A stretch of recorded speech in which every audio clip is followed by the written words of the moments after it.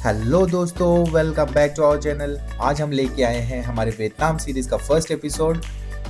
दोस्तों, Vietnam series बहुत ही मज़ेदार होने वाली है, तो अगर दोस्तों आप लोगों ने सब्सक्राइब नहीं करा तो आप सब्सक्राइब करो और बेल आइकन दबाओ सो दैट आपके पास वीडियो के नोटिफिकेशन आते रहें, क्योंकि इसमें हम करने वाले हैं बहुत सारे एडवेंचर, बहुत सारी सिटीज़ एक्सप्लोर, बहुत सारे ट्रिक्स एंड टिप्स जो आपको हम बताएंगे, जो आपके बहुत सारे पैसा बचा सकता है। तो चलो दोस्तों, पहले हम शुरू करते हैं हमारे फर्स्ट एपिसोड से। इसमें हम कवर करने वाले हैं कि आपका वियतनाम आइटिनरी क्या हो सकता है, आपको वियतनाम कब विजिट करना चाहिए और कब अवॉइड करना चाहिए, फ्लाइट एंड होटल की बुकिंग कहाँ से करें कि सबसे सस्ता पड़े, वीज़ा कहाँ से बुक करना चाहिए, क्या क्या डॉक्यूमेंट्स की आपकी रिक्वायरमेंट है, करेंसी क्या लेके जाना चाहिए और आप कौन से ऐप्स अपने फ़ोन पे इंस्टॉल कर सकते हो जो वहाँ पे काम आएंगे, and last but not the least the SIM card आपको कहाँ से लेना चाहिए एंड क्या उसका प्लान होना चाहिए।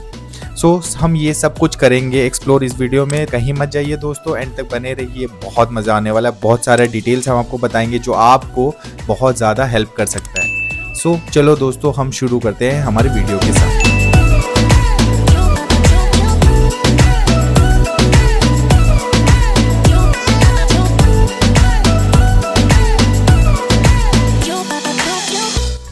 तो दोस्तों, वियतनाम एक साउथ ईस्ट एशिया में बसी एक एस शेप की कंट्री है जो ड्रैगन को रिप्रेजेंट करता है। वियतनाम 3 रीजन में डिवाइडेड है, northern region, central region and southern region. Northern region में है हनोई एंड सापा जो इसका मेजर अट्रैक्शन है। सेंट्रल में आ जाता है दा नांग एंड साउदर्न रीजन में आ जाता है हो ची मिन सिटी एंड फूकॉक। तो हनोई एक्सप्लोर करने के लिए चाहिए कम से कम आपको 3 दिन, सापा के लिए चाहिए आपको 2 दिन, दा नांग में आपको चाहिए 2 दिन, हो ची मिन सिटी में आपको चाहिए 2 दिन एंड फूकॉक में आपको चाहिए कम से कम 4 दिन। अब बात करते हैं कि वियतनाम कब जाना चाहिए और कब अवॉइड करना चाहिए। तो बेस्ट टाइम हनोई के लिए है सितंबर से नवंबर और मार्च से अप्रैल। सापा के लिए है सितंबर से अक्टूबर एंड मार्च से मई। दा नांग के लिए है फरवरी से मई। हो ची मिन सिटी के लिए है दिसंबर से मार्च तक। फूकॉक के लिए है नवंबर से अप्रैल तक। तो दोस्तों, टिप नंबर 1, इनके न्यू ईयर के टाइम पे आप हनोई मत जाना, क्योंकि हनोई में 80% क्राउड बाहर का है। उस टाइम पे ये लोग सब अपने घर चले जाते हैं एंड हनोई सिटी में कॉस्ट ऑफ लिविंग 5 टाइम्स ऊपर बढ़ जाती है। आपको डायरेक्ट फ्लाइट्स इंडिया के मेजर सिटीज जैसे कि दिल्ली, मुंबई, अहमदाबाद से मिल जाती है, जिसका cost around 15 to 20,000 one way का पड़ता है। और सबसे बेस्ट प्राइस पाने के लिए आप स्काई स्कैनर एप्लीकेशन ट्राई कर सकते हो, इसमें आपको सबसे सस्ती फ्लाइट्स मिल जाती है। दोस्तों, टिप नंबर 2, अगर आप बुकिंग करते हो तो प्लीज आप अपने आईडी से मत करिए, इनकॉग्निटो मोड से करिए, क्योंकि अगर आपका इनकॉग्निटो मोड ऑफ रहा, आपकी आईडी से चेक हुआ तो प्राइसेस ऑलरेडी आपके लिए बढ़ जाएंगे। मेक श्योर कि आप इनकॉग्निटो मोड ऑन करके अपना सर्च करिए। अब बात करते हैं होटल की। तो आपको बजट होटल्स लगभग अराउंड 1500 रुपये की स्टार्टिंग से मिल जाता है, जिसमें काफ़ी सारी फैसिलिटीज़ होती है और ये आप कोई भी इंडियन वेबसाइट से बुक कर सकते हो। जैसे कि ये हमने बुक किया था एयरबीएनबी से और इसका प्राइस हमें पड़ा था 2300। आप ये देख सकते हो। और दोस्तों, टिप नंबर 3, आप होटल बुक करो इन एडवांस, उसमें कुछ भी पेमेंट मत करो एंड पेड होटल वाला ऑप्शन चूज़ कर लो। एंड जब आपके पास वो होटल बुकिंग हो जाए तो आप उनसे डायरेक्टली कनेक्ट करो फॉर डिस्काउंटेड प्राइस, उसमें आपको अराउंड 5 to 15% का डिस्काउंट मिल सकता है। तो दोस्तों, आपकी फ़्लाइट्स और होटल का हो गया है। अब बात करते हैं वीज़ा की। अगर आपको इनका वीज़ा अप्लाई करना है तो एक चीज़ पहले आपको बता दूं, अगर आप डायरेक्टली फूकॉक जा रहे हो और फूकॉक घूम रहे हो और फूकॉक से वापस रिटर्न आ रहे हो तो आपको ई वीज़ा लेना ज़रूरी नहीं है, आप बिना ई वीज़ा के भी जा सकते हो। बट अगर आप बाकी सिटीज़ जाते हो जैसे हनोई है, दा नांग है, हो ची मिन सिटी है, तो आपको वीज़ा लेना ज़रूरी है। तो वीज़ा लेने के लिए दोस्तों, सबसे पहले आप आराम से या इजीली आप इनके evisa.gov.vn पे आप जा सकते हो, यहाँ पे आप अप्लाई नाउ कर सकते हो। एंड एक बार ये होने के बाद आप ये कंफर्म करके ये नेक्स्ट करो तो आपका एप्लीकेशन खुल जाएगा। इसमें आपके फ़ोटो चाहिए और आपका पासपोर्ट का चाहिए डिटेल्स। तो इसमें कम्प्लीटली लिखा हुआ इन्फॉर्मेशन कि आपकी फ़ोटो की साइज़ क्या होनी चाहिए, 4 से 6 सेंटीमीटर। फ़ोटो का फॉर्मेट क्या होना चाहिए, जेपीजी फॉर्मेट। और ये फ़ोटो की साइज़ जो होनी चाहिए 2 MB से कम होनी चाहिए। Without hat, no glasses, formal clothes, white background. तो ये इनका डिटेल बेसिक डिस्क्रिप्शन है, आपकी फ़ोटो कैसी होनी चाहिए।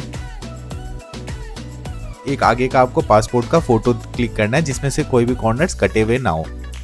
ये करने के बाद आप नीचे डेटा फिल कर सकते हो, आपका last name, middle name, date of birth, sex, nationality, identity card, कोई भी आप आइडेंटिटी कार्ड जो आप यूज़ करते हो, आपका पर्सनल ईमेल आईडी, आपका रिलीजियन, अगर आप हिंदू हो तो हिंदू, क्रिश्चियन हो तो क्रिश्चियन, प्लेस ऑफ बर्थ और ईमेल आईडी फिर से डालना है। और ये बाकी आपको डिटेल्स फिल करने हैं। Have you ever used any other passports to enter Vietnam? No no no, already no है। अगर आपने कुछ किया तो आप येस कर दो। आपका पासपोर्ट इन्फॉर्मेशन, जो भी आपका पासपोर्ट का डिटेल्स है वो आप फिल करना। यहाँ पे आपका परमानेंट एड्रेस जो भी है आप वो फिल कर दो। इमरजेंसी कॉन्टैक्ट नंबर फिल कर दो। आपका occupation, this is not required but आप फिल कर दो for the maximum easy clarity.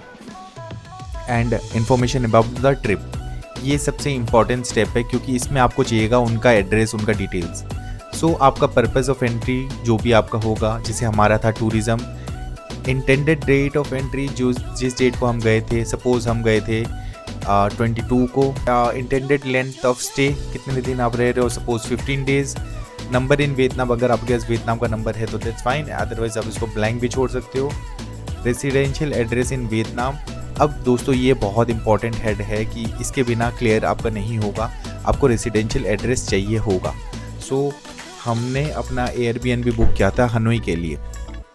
सो मैं आपको दिखाता हूँ हमने क्या किया। हम गए यहाँ पे, हमारा पास्ट ट्रिप्स में गए, ये हमने बुक किया था।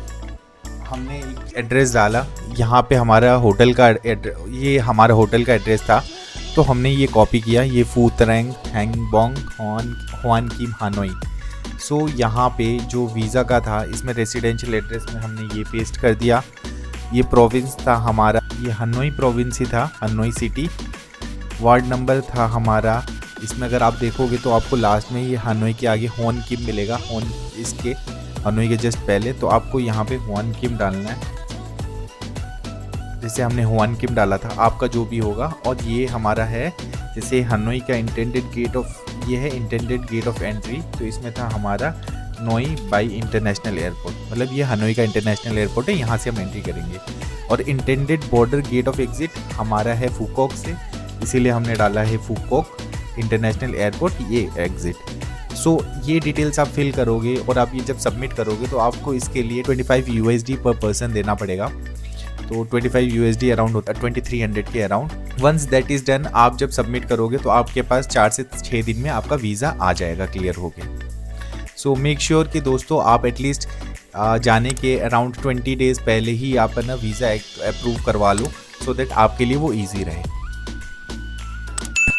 अब दोस्तों जब आपका वीज़ा भी हो गया, फ़्लाइट भी हो गया, होटल्स भी हो गया, तो अब हम बात करते हैं कि आपको क्या क्या डॉक्यूमेंट्स कैरी करने हैं सो दैट आपका इमिग्रेशन प्रोसेस बहुत इजीली हो जाए।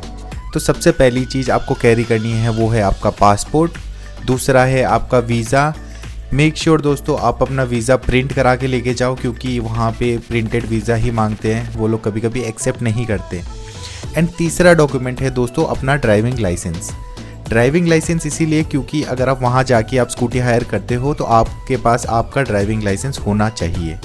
सो ये ही डॉक्यूमेंट्स है जो आपको कैरी करने हैं अपने साथ।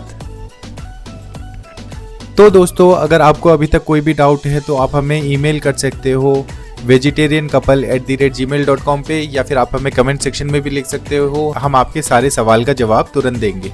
तो अब दोस्तों बात करते हैं कि करेंसी किस फॉर्म में लेके जानी चाहिए। क्या आपको वियतनामीज डोंग लेके जाने चाहिए, क्या आपको USD लेके जाना चाहिए, क्या आपको फॉरेक्स कार्ड्स लेके जाने चाहिए, या फिर क्या आपको दोनों का कॉम्बिनेशन लेके जाना चाहिए।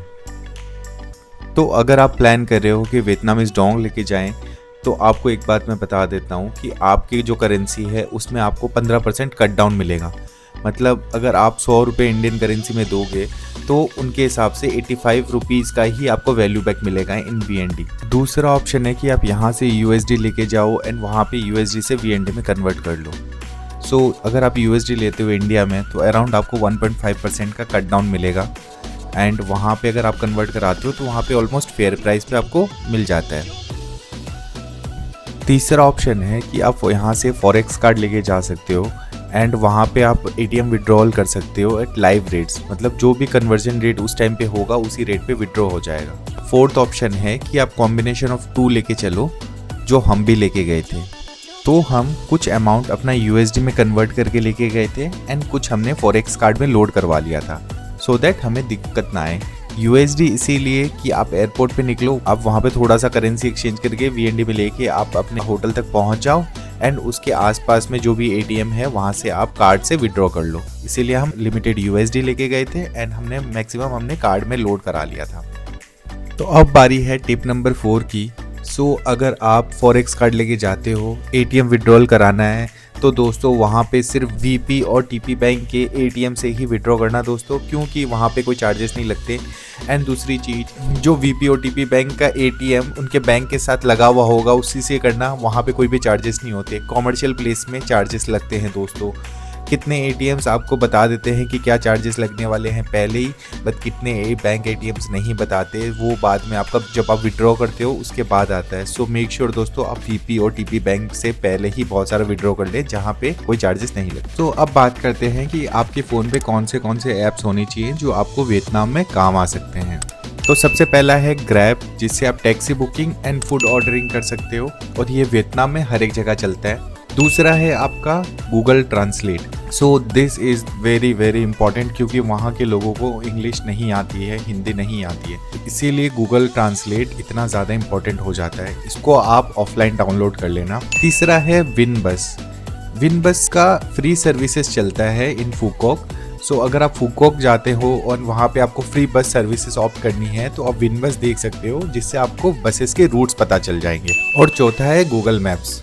तो ये ऑलमोस्ट सबके फ़ोन पे होता है, बट मेक श्योर दोस्तों कि आप जो भी सिटी में जा रहे हो उस सिटी का आप ऑलरेडी ऑफलाइन मैप डाउनलोड करके अपने फ़ोन पे रख लो ऑफलाइन, सो दैट अगर आपका इंटरनेट नहीं भी चले तभी भी आपका मैप चलता रहेगा। सो ये 4 ऐप है जो आपको बहुत ज़्यादा ज़रूरी है वियतनाम में। तो अब हम आ गए हैं हमारे लास्ट पॉइंट पे, जो है सिम कार्ड। तो सिम कार्ड दोस्तों आप अगर चाहो तो आप Klook, अगोड़ा एंड ऐसे बहुत सारे वेबसाइट्स है जहाँ से आप कर सकते हो। पर्सनली हमने अगोड़ा से लिया था, सो अगोड़ा से हमें काफ़ी सस्ता पड़ा था, अराउंड 600। तो ये था पूरा complete details. End to end आपको जो ज़रूरत पड़ेगी वहाँ पे वियतनाम में हर एक चीज़ हमने कवर करी है। अगर आपको दोस्तों कोई भी डाउट हो तो आप हमारे ईमेल आईडी वेजिटेरियन कपल में आप मेल कर सकते हो या आप हमारे कमेंट सेक्शन में बता सकते हो, हम जवाब ज़रूर देंगे।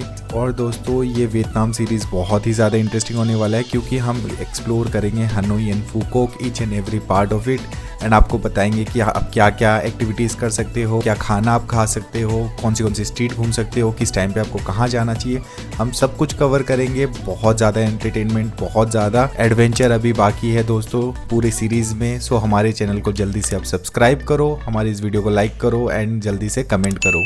तो see you in the next video दोस्तों, टिल देन बाय बाय। और अगर आपको कोई भी डाउट हो तो आप हमें कमेंट सेक्शन और आप हमें मेल कर सकते हो। So whatever you like do it. Thank you so much for watching till the end. See you in the next video दोस्तों।